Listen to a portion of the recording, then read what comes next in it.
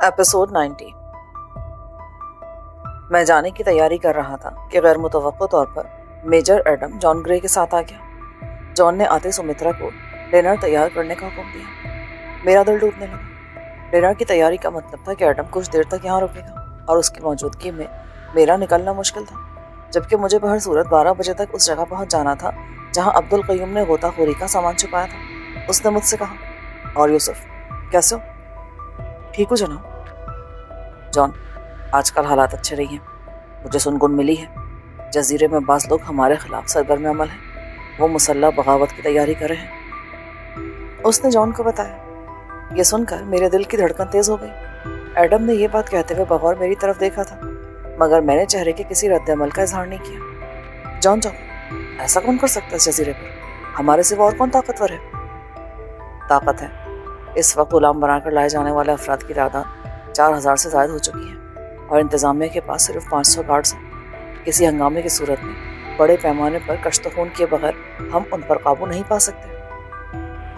ان لوگوں میں اتنی ہمت نہیں ہے کہ ہمارے خلاف بغاوت کر سکیں۔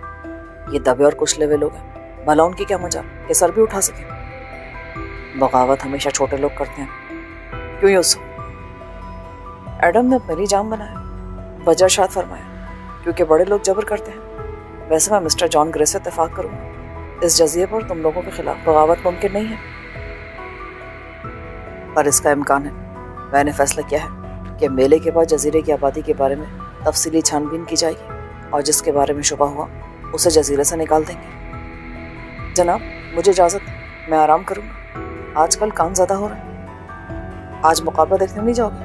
آج سے ناک آؤٹ مرحلے کا آغاز ہو رہا ہے۔ جان بولا، مجھے مقابلوں سے کوئی دلچسپی نہیں ہے۔ سنا ہے الیکٹرک تمہیں چیلنج کرنے والا ہے، تم لڑو گے اس سے؟ ایڈم نے پوچھا۔ اگر مجھے مجبور کیا گیا تو ضرور لڑوں گا، ورنہ میں محض تفریح کے نام پر کسی سے لڑنے کا قائل نہیں ہوں۔ میں الیکٹرک کو پہلے بھی شکست دے چکا ہوں جناب۔ وہ پرانی بات تھی، الیکٹرک اپنی ٹانگ ٹوٹنے کی وجہ سے مقابلہ جاری نہیں رکھ سکا تھا۔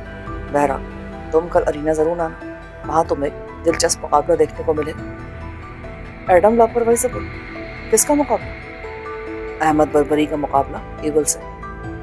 میں آؤں گا، میں نے کہا اور اپنے کمرے میں آ گیا۔ جان اور ایڈم اندرونی نشستگاہ میں تھے۔ 9 بجے کھانا لگ گیا۔ میں نے سمترا سے کہہ کر اپنے لیے کھانا کمرے میں منگوا لیا۔ میں نے ہاتھ روک کر کھایا تھا۔ کچھ دیر بعد مجھے ایک اہم اور پرمشقت مشن پر جانا تھا۔ بھرے پیٹ کے ساتھ مسئلہ ہو سکتا تھا۔ کھانا کھا کر میں لیٹ گیا اور ذہن میں عبید کی بتائی ہوئی تفصیلات کو تازہ کرنے لگا۔ 11 بجے میں نے حرکت میں آنے کا فیصلہ کیا۔ جان اور ایڈم نونوش کی محفل سجائے بیٹھے تھے۔ میں نے اشارے سے سمترا کو سمجھایا کہ میں باہر جا رہا ہوں، میری واپسی کا انتظار کریں، اور وہ لوگ میرے بارے میں پوچھیں تو انہیں یہی بتایا جائے کہ میں سو رہا ہوں۔ سمترا نے سر ہلا کر رضامندی ظاہر کی اور میں چپکے سے باہر نکل آیا۔ ٹہلنے کے انداز میں چھٹے فلور کے گارڈز کے پاس سے گزر گیا۔ چٹان کا اوپری حصہ خالی تھا، شاید عبدالقیوم ابھی تک نہیں آیا تھا۔ ہم میں طے ہوا تھا کہ جو بھی پہلے آئے وہ چٹانوں کے پاس رک کر دوسرے کا انتظار کرے۔ میں احتیاط سے نیچے اترنے لگا۔ آج رات کا مشن بہت اہم تھا اور میں ذرا سی بھی غفلت کا متحمل نہیں ہو سکتا تھا۔ میں نیچے پہنچا تو عبدالقیوم کو وہاں پہلے سے موجود پایا۔ وہ گرم جوشی سے میرے گلے لگا۔ بردر، کوئی مشکل تو نہیں ہوا؟ مشکل بیٹھی ہوئی ہے۔ میجر ایڈم جزیرے کا سیکورٹی چیف جان گرے کے ساتھ بیٹھا ہے۔ میں چپکے سے نکل آیا ہوں، اب جو بھی ہوگا واپسی میں دیکھا جائے گا۔ اسے کہیں شک نہ ہو جائے۔ فکر نہیں کرو، میں زبان کھولنے والا نہیں ہوں۔ میرا مطلب یہ نہیں ہے اگر اسے شک ہو گیا تو وہ ریئیکٹر کو چیک کرا سکتا ہے۔ اپنا کام کرو یار، باقی سب اوپر والے پر چھوڑ دو۔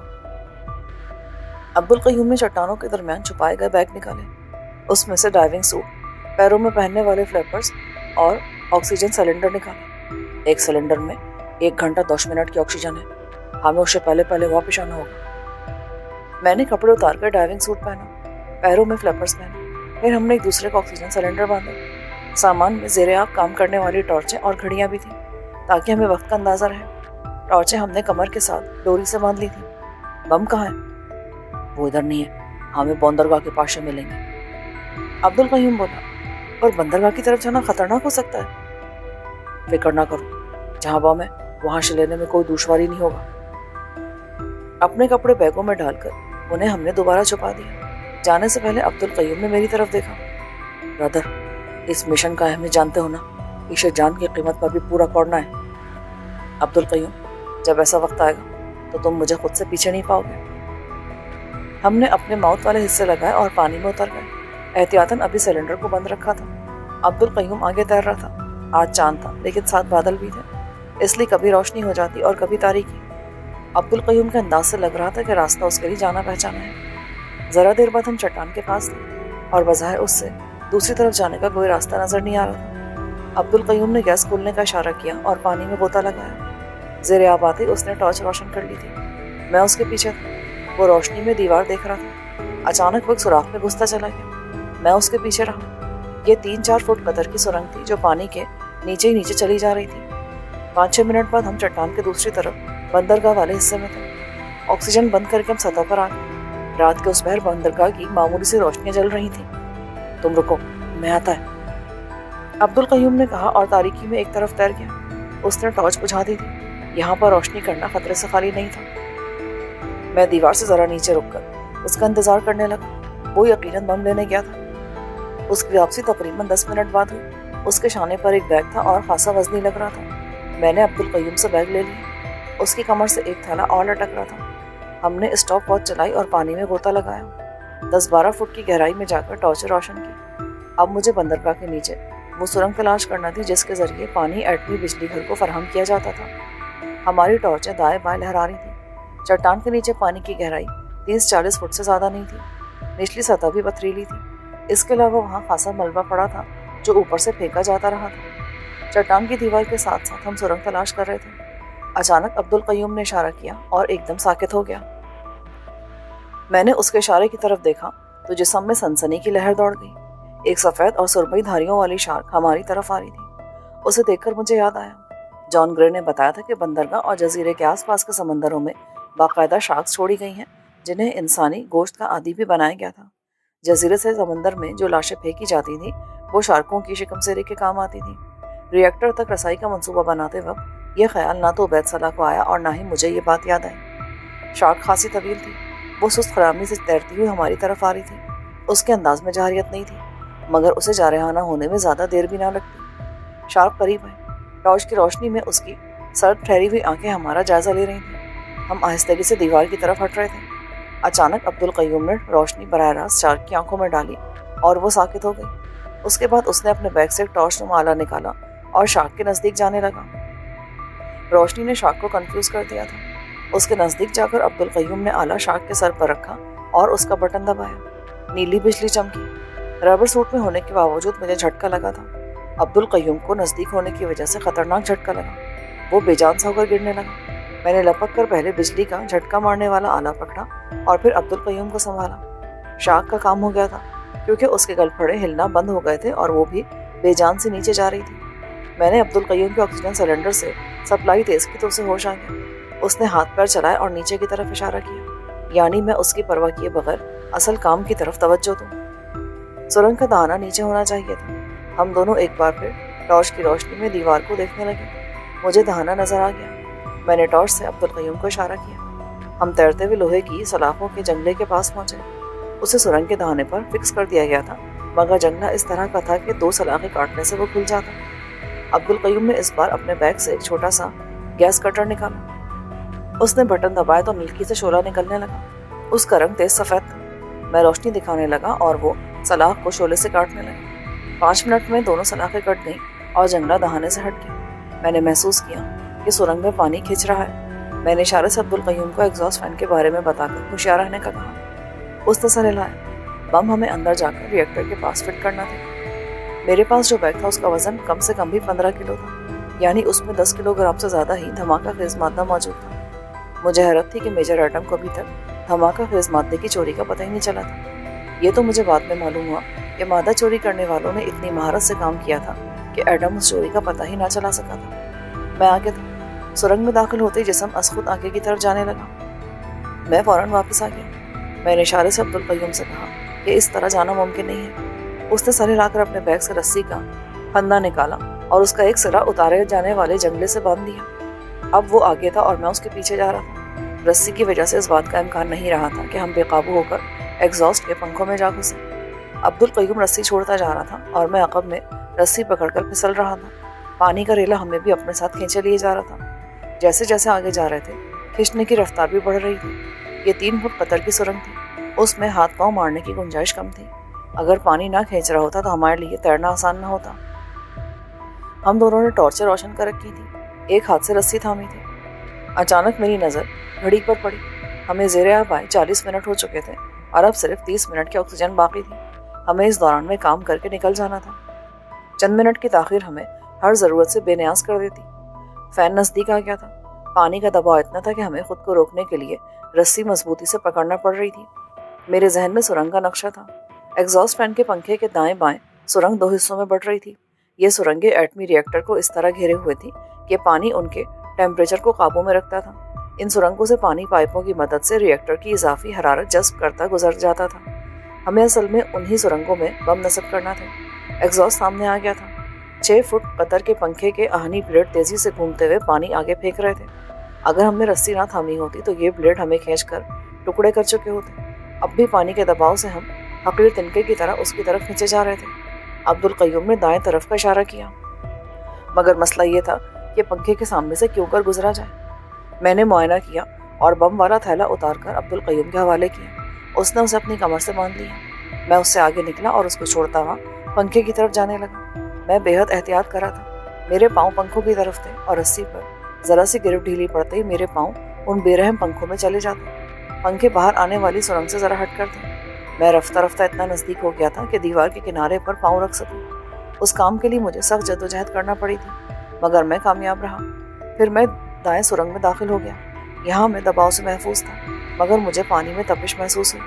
रिएक्टर यहाँ से चंद मीटर्स के फासले पर था और उसकी तपिश कुदरती तौर पर काम कर रही थी। मैंने अब्दुल कय्यूम को आने का इशारा किया। वो रस्सी के सहारे सुरंग में दाखिल हुआ। मैंने उससे बम वाला थैला लिया। उसमें छोटे साइज में प्लास्टिक कवर्स में बम बंद थे। उन पर वक्त मुकर्रर था। बटन दबाते उनका टाइम चल पड़ता और 24 घंटे बाद बम ब्लास्ट हो जाता। अब्दुल कय्यूम ने डब्बे के एक तरफ लगा जालीनुमा टुकड़ा निकालकर बम एक दीवार से चिपकाकर उसका बटन दबा दिया। यके बाद दीगरे हमने 5 बम इस तरह उस सुरंग में लगाए। यहाँ पर पानी बहुत गर्म था। चेहरे और हाथों के खुले हिस्सों पर यह इतना लग रहा था कि जलने जैसी कैफियत महसूस होने लगी। अब हमें एक बार फिर रिएक्टर के पंखों के सामने से गुजरना था।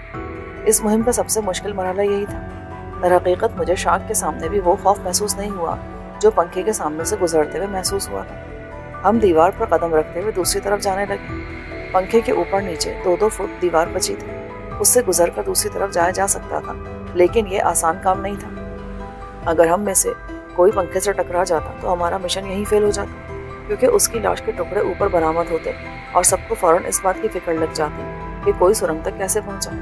मुमकिन है पंखा बंद करके सुरंग की तलाशी ली जाती तो बम बरामद हो जाते, जिनके फटने में अभी 24 घंटे बाकी थे। रस्सी को मजबूती से थामे खुद को बचाते हुए हम सुरंग के सामने से गुजर गए, जिससे पानी का रेला निकलकर पंखों की तरफ खींचा चला जा रहा था। जब दूसरी सुरंग में भी बम लगाकर फारिग हुए तो मैंने डरते डरते घड़ी की तरफ देखा। अभी 10 मिनट बाकी थे। हमने फौरी तौर पर सारा सामान समेटा, खुद से बांधा और आगे पीछे रस्सी थामकर बाहर जाने लगे। अगर रस्सी न होती तो हम पानी के धारे के खिलाफ शायद कभी भी उस सुरंग से ना निकल पाते।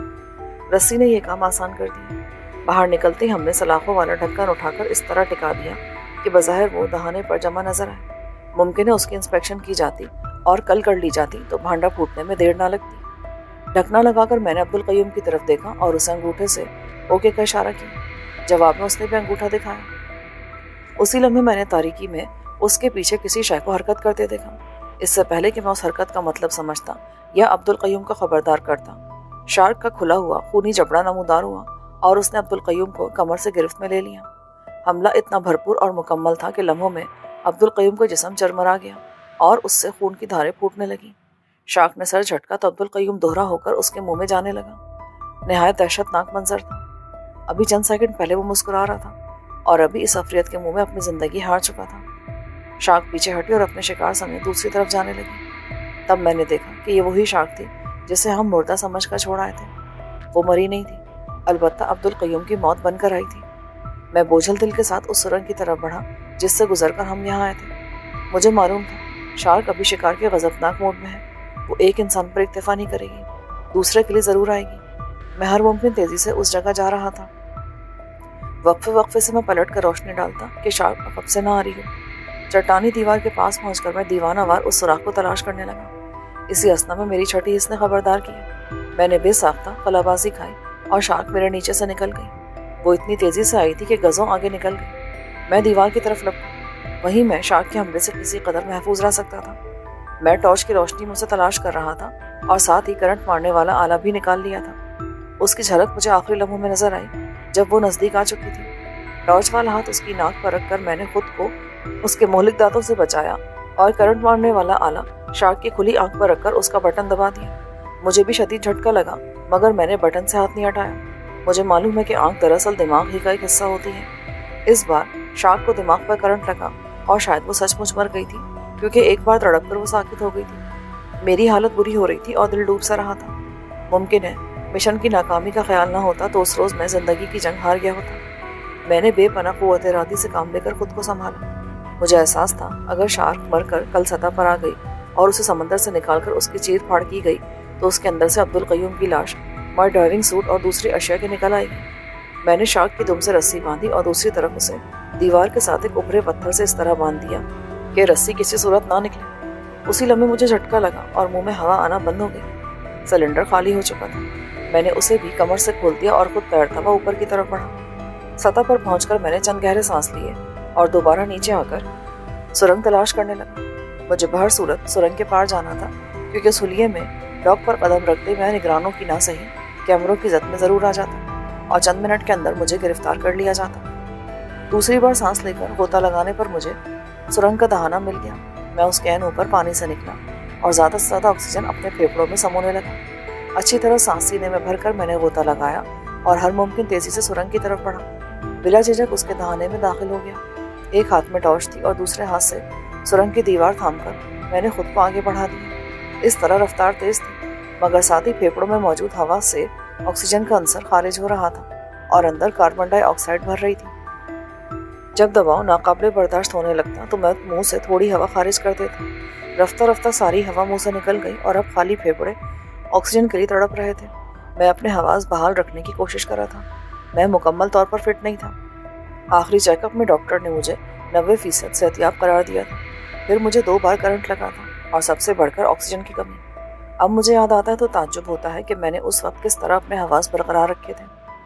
मुझे नहीं याद कि किस वक्त सुरंग खत्म हुई और मैं पानी की सतह की तरफ लपका। बस मुझे इतना याद था कि हवा में दीवाना वार सांस ले रहा था। ना जाने कब मेरे हवास पूरी तरह बहाल हुए और मैं हिम्मत करके किनारे तक आया। देर तक चट्टानों के दरमियान पड़ा मैं हाँफता रहा। फिर मैंने टाइम देखा। रात के 2 बज रहे थे, यानी हमारी मुहिम को 2 घंटे से ज्यादा गुजर चुके थे।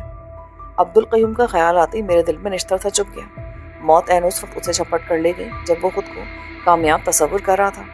मैं उठा और बैग तलाश करके उसमें से अपने कपड़े निकाल कर पहने। बाकी सारा सामान बैगों में डाला। कलाई की घड़ी भी और बैगों में पत्थर डालकर उन्हें समंदर की तरफ उछाल दिया। देखते ही देखते वो डूब गए। मैं कोई खतरा मोल लेने के लिए तैयार नहीं था। चट्टान के ऊपर जाते हुए मैं बेपनाह थकन महसूस कर रहा था। सीढ़ियों से नीचे उतरा तो गार्ड सामने आ गया। कहाँ थे तुम अब तक? सॉरी, मुझे ऊपर नींद आ गई थी। खुली फिजा में सोने का मजा ही अलग है। ऊपर जाने की इजाजत है और सोने की नहीं। उसने मुझे घूरते हुए जाने की इजाजत दी। हल्की सी दस्तक से दरवाजा खुल गया था। अंदर जाते सुमित्रा मेरे गले का हार बन गई। कहाँ थे आप साहब जी? मैं तो बहुत परेशान हो गई थी। बस दिल घबरा रहा था, इसीलिए खुली फिजा में चला गया था। वहीं आंख लग गई। मैंने उसे आंख मार कर कहा। वो समझ गई। क्या चाय कॉफी बना कर लाऊं आपके लिए? नहीं शुक्रिया, अब मैं सोऊंगा। मैं कमरे की तरफ बढ़ा। वो भी पीछे पीछे चली आई। उसने इशारे से बालकोनी की तरफ चलने को कहा। मैं बालकोनी में आया तो वो सरगोशी के बहाने मुझसे चिपक गई। साहब का जो मेहमान आया था ना, वो आप पर शक कर रहा था, पर साहब ने उसे विश्वास दिलाया कि आप अच्छे आदमी हो। क्या कह रहा था वो? कह रहा था कि आपके ऐसे लोगों से ताल्लुकात हैं जो इस जजीरे पर हंगामा करना चाहते हैं। क्या सचमुच साहब? बकवास करता है। तब साहब आपने उस आदमी को मेरे बहाने वहां से क्यों उठवाया था? वो हरामी मुझे कमरे में ले गया था। उधर 3 और थे। वो 4 घंटे तक मेरी बोटियां नोचते रहे। सुमित्रा, मुझे इसका अफसोस है, लेकिन यकीन करो तुमने बहुत बड़ा काम किया है और इन लोगों से तुम्हारा बदला भी जल्द दिया जाएगा। ना सिर्फ तुम्हारा बल्कि और भी मजलूम औरतों का। सच साहब, मुझे इन सबसे नफरत है। अब तुम जाकर सो जाओ, मुझे भी नींद आ रही है। साहब, मेरी किसी सेवा की जरूरत? मैं कह चुका हूँ, मुझे फूल की खुशबू अच्छी लगती है। उसे शाख से नोचना मुझे पसंद नहीं है। میں اپنے کمرے میں آ گیا۔ مجھے رہ رہ کر عبدالقیوم کا خیال آ رہا تھا۔ پھر ایک خیال اور آیا، جب عبدالقیوم واپس نہیں آئے گا تو اس کا آقا اس کے بارے میں رپورٹ کرے گا، اور رپورٹ میں یہ بھی ذکر ہوگا کہ ڈائیونگ کا سامان بھی غائب ہے۔ ممکن ہے اس سے کسی کا خیال ریئیکٹر والی سرنگ کی طرف چلا جائے۔ اس سوچ نے مجھے پریشان کر دیا۔ بہرحال میں اس سلسلے میں سوائے تقدیر پر بھروسہ کرنے کے اور کچھ نہیں کر سکتا تھا۔ ممکن ہے عبدالقیوم کے صاحب کو ڈائیونگ کے سامان کا خیال نہ آئے اور وہ صرف اس کے غائب ہونے کی رپورٹ کرے۔ صبح معمول کے مطابق آنکھ کھلی تو طبیعت ذرا گری ہوئی لگ رہی تھی۔ تازہ اورنج جوس لے کر میں بالکونی میں آ گیا، جہاں جان سمندر کی طرف سے آتی ہوا سے لطف اندوز ہو رہا تھا۔ میں جوس پی کر ایکسرسائز کرنے لگا۔ جان نے میری طرف دیکھا۔ رات کو کہاں تھے؟ تمہیں کیسے پتہ چلا؟ اب اگر مجھے اتنی سی باتیں بھی پتہ نہ چلیں تو میں جان گرے کہلانے کا مستحق نہیں ہوں۔ تب تو تمہیں پتہ ہوگا کہ میں کہاں تھا۔ ہاں، لیکن میں تمہاری زبان سے سننا چاہ رہا ہوں۔ وہ معنی خیز لہجے میں بولا تو میرا دل دھڑک اٹھا۔ میں چٹان کے اوپر والے حصے کی طرف چلا گیا تھا۔ مجھے نیند نہیں آ رہی تھی۔ تم گئے ضرور تھے یوسف، پر چھت پر نہیں، کہیں اور گئے تھے۔ کس چکر میں ہو تم؟ مجھ سے مت چھپاؤ ورنہ نقصان میں رہو گے۔ میں تم سے کچھ نہیں چھپا رہا، یہ محض وہم ہے تمہارا۔ میں نے لاپرواہی سے ایکسرسائز جاری رکھی۔ جزیرے پر اندرون خانہ جاری سرگرمیوں کی رپورٹ میجر ایڈم کے پاس ہے۔ وہ تم پر بھی شبہ کر رہا تھا۔ وہ صرف شبہ کر سکتا ہے، اگر اس کے پاس کوئی ثبوت ہوتا تو وہ اب تک مجھے اندر کر چکا ہوتا۔ وہ مجھے خبردار کر کے کیا ہے کہ آج سے تمہاری کڑی نگرانی کی جائے۔ شوق سے میں نے جھک کر کہا اور پھر ایکسرسائز میں لگ گیا اور پھر اندر آ کر نہایا۔ سمترا نے ناشتہ لگا دیا۔ میری پسند کے مطابق دودھ، کارن فلیکس، ابلے گنڈے اور سیب کا جوس تھا۔ جان حسب معمول بھنے ہوئے گردے اور چانپے کھا رہا تھا۔ اس کا جسم جو افریقہ میں چھریرا ہو گیا تھا ایک بار پھر موٹاپے کی طرف مائل تھا۔ ناشتے کے بعد وہ دفتر چلا گیا۔ اس کے جانے کے بعد میں نے سمترا سے کہا، آج شام کو تیار رہنا، میں تمہیں سیر کرانے اور مقابلہ دکھانے لے جاؤں گا، کیا خیال ہے؟ سچ؟ میں تیار رہوں گی۔ کیا پہنوں صاحب؟ تمہارے لباس میں اچھی لگتی ہو، اور دوسرے ہے کہ میرا نام یوسف ہے۔ یوسف؟ وہ دلیپ کمار والا؟ ہاں، وہ یوسف۔ تم 6 بجے تیار رہنا، کھانا بھی ہم باہر کھائیں گے۔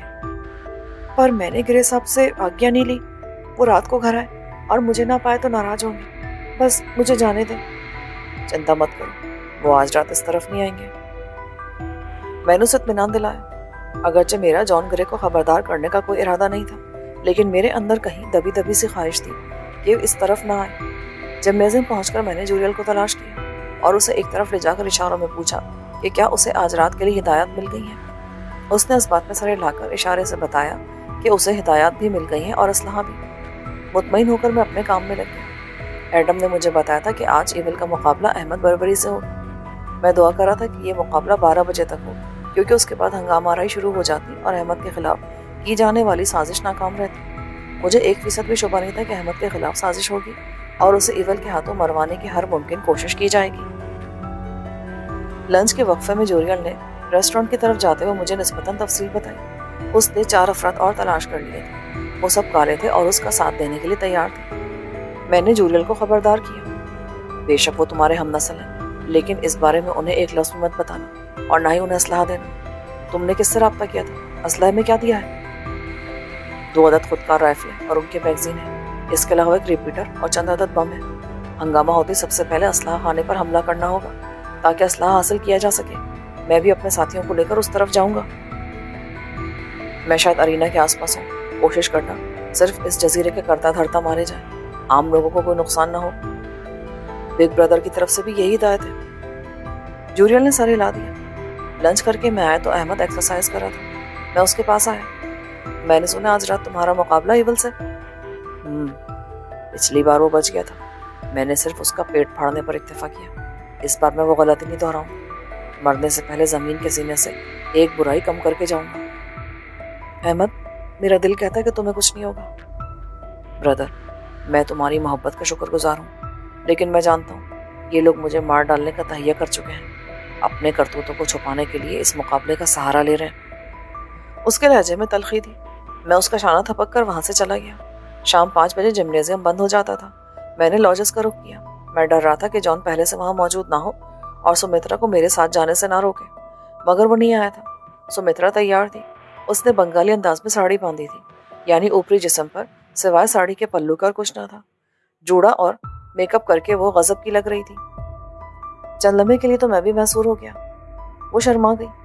ऐसे क्या देख रहे हो साहब? सुमित्रा, आज तुम बहुत अच्छी लग रही हो। वो उदास हो गई। साहब, कितनी अच्छी क्यों ना लगूं, रहूंगी तो एक तवाइफ में, बेआबरू औरत। नहीं, तुम बेआबरू नहीं, मजबूर हो। बेआबरू तो वो औरतें होती हैं जो पैसों और आसाइशों के एवज खुद को बेच देती हैं। तुम मुझे अच्छी औरत समझते हो ना साहब? मेरी नज़र में तुम इतनी अच्छी औरत हो जितनी की कोई औरत हो सकती है, जिसे किसी मर्द ने हाथ ना लगाया हो। वो मेरे गले लग गए। उसके आंसू मेरी कमीज भिगोने लगे। ये लम्हात बहुत मुश्किल थे। मुझे उसे चुप कराने का कोई तरीका समझ नहीं आ रहा था। बमुश्किल तमाम वो चुप हुई। मैं भी कैसी उल्लू हूँ, आपको तंग कर दिया। आप जल्दी से मुंह हाथ धो ले, मैं आपके लिए चाय बना कर लाती हूँ। नहीं नहीं, मैं बस चेंज करके आ रहा हूँ, फिर चलेंगे।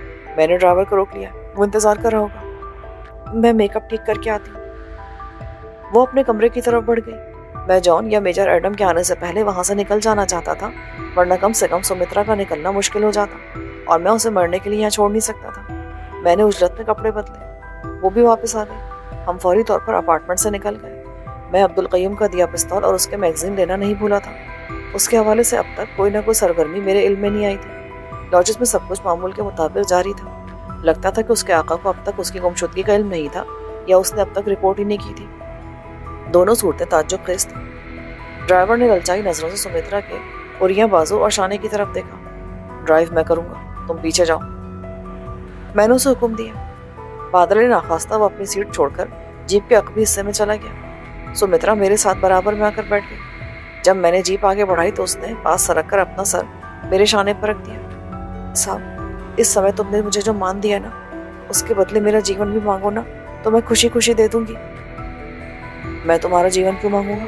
मुझे तुम जिंदा सलामत अच्छी लगती हो। कस्बे में पहुंचकर मैंने गार्ड को फारिग कर दिया। अब तुम जाओ, ये जीप कल तक मेरे पास रहेगी। वो परेशान हो गया। जनाब, मुझे इसका हुक्म नहीं है।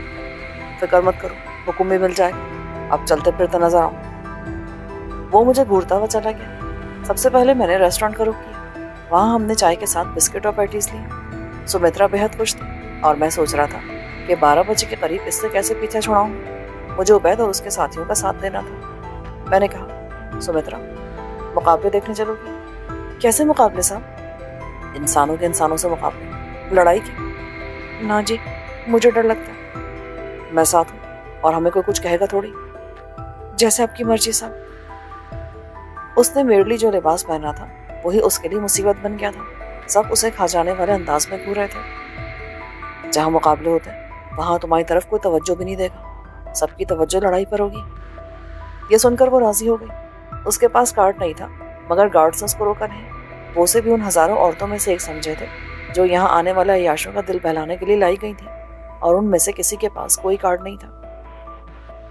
मैंने सुमित्रा को पहले क्लब दिखाया, जिसकी आराइश और खूबसूरती देखकर उसकी आंखें खुल गईं। उसने मेरा बाजू थामा और हसरत से बोली, साहब जी, जब ये इस जमीन पर ही स्वर्ग बना सकते हैं तो हम गरीबों की जिंदगी क्यों नर्क करते हैं? मैं उसे क्या बताता कि ये जन्नतें उनके खून पसीने से तामीर की गई थी। दुनिया में किसी एक की जन्नत कई अफराद के लिए दोज़ख की कीमत पर बनती है। शायकीन का रुख अरीना की तरफ था। मेले में शिरकत के लिए आने वाले अक्सर अफराद इन मुकाबलों को देखने के लिए आए थे। इस किस्म के आज़ादाना लड़ाई के मुकाबले अब दुनिया के कई ममालिक में होने लगे हैं, मगर वहाँ पर उन मुकाबलों को मुकाबले की हद तक ही रखा जाता है। इन जज़ायर जैसी गैर कानूनी मुमलिकतों में ये मुकाबले हर उसूल व शर्त से मावरा होकर वहशियाना रोमन मुकाबलों में बदल जाते थे, जिनमें आमतौर से एक फ़र्द जिंदा सलामत रिंग से बाहर आता था। इस चैंपियनशिप के दौरान अब तक 4 अफराद अपनी ज़िंदगी हार चुके थे।